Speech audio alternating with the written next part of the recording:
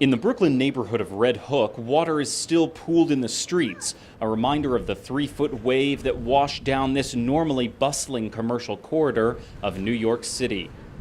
Residents had done their best, boarding up windows and using sandbags to secure basements. Water everywhere.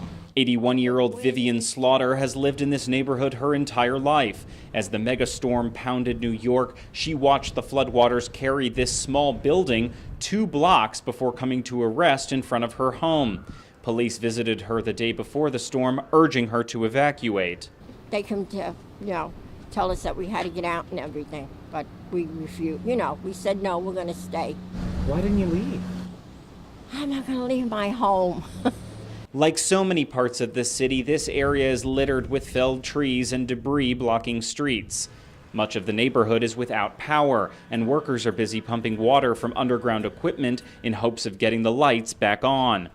Maria Nitti hired her own crew to drain nearly 9 feet of water that accumulated in the basement of her restaurant and cafe. She said the waters lifted a 3,000-pound refrigeration unit off the floor. The water level came so high, it actually was able to lift it and put it on its side. Commercial business here has ground to a halt, leaving those who work in the neighborhood's restaurants and bars in a tough situation. We're probably going to go home and research other options for work in the next couple of days. Gabriella Vallone and Mike Dresser were spared major damage in their home, and they prepared for a prolonged power outage. We froze as many things as we could in a freezer, and we're kind of using it like an ice box to try to get through until the power comes back on. Officials say it could be days before power returns across large swaths of the city, including much of Lower Manhattan. Still, after its first unscheduled 2-day closure since 1888, the New York Stock Exchange is slated to reopen tomorrow. Well, for the day after the storm, New Yorkers are finally getting a chance to come out of their homes and survey some of the damage for themselves.